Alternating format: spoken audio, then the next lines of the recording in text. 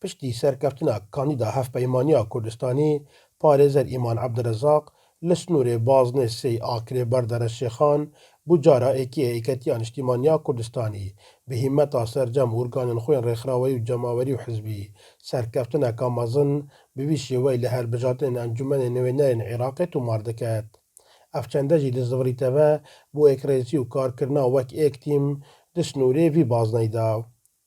Serperiştiyarê baznê Akirê Heval Selam Abdullah Sûçî endamê Encûmenê Serkirdeyatî û serperiştiyarê Bangeşa Hilbijartina li snûrê Akirê diyar diketin ku serkeftina kandîda hevpeymanî li vî snûreyê serkeftina azadiyê ye û ev devere berdewam cih û pêgehê bihêzê Êketiya Niştimaniya Kurdistanê bûye.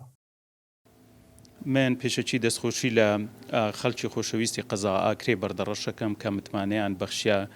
کاندیدی یەکێتی نیشتیمانی کوردستان کە بەدەنگێکی زۆر سەرکەوت لە بۆ پەرلەمانی عێراقێ و سەرکەوتنی کاندیدی یەکێتی نیشتیمانی کوردستان لەم سنوورە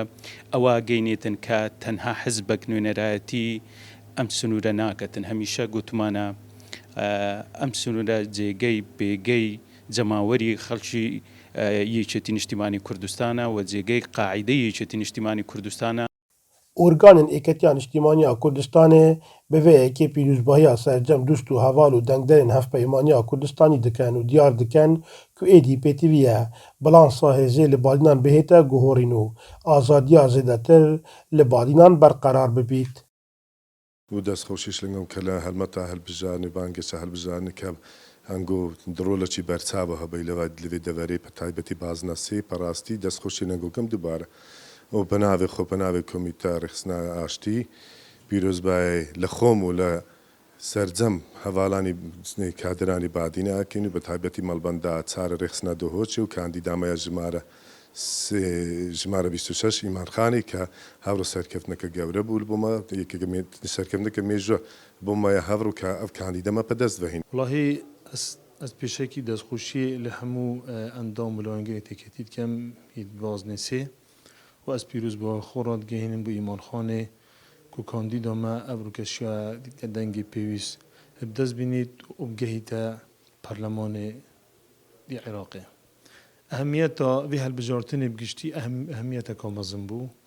بۆ هەرێما کوردستانی و بۆ عێراقی چونکە ئەهمیەتەکە بەیەکیە وەرچەرخانێکە گۆڕانکاریە دێچێ بیت لە شێوازی حکومڕانی عێراقی شێوەیەکی گشتی بوومەوەکی یەکەتیش ڕاستی چێ دەستخۆشیە بوو کە ئەم خۆشحالین ئەف ئەنجامێت هاتینە ڕاگەیاندن هەتا بێگاوێ. Serkeftina berbijêra Êketiya Niştimaniya Kurdistanê li baznê Akirê Berdere-Şêxan piştî hewl û karên bi tîm û plan daner bûye. Ev serkeftine jî pênga veka giring e bû bernameyên dahatî û serkeftinên mezintir. İsmaîl Seîd, Dezgehê Mîdyayê Badînan, Akirê.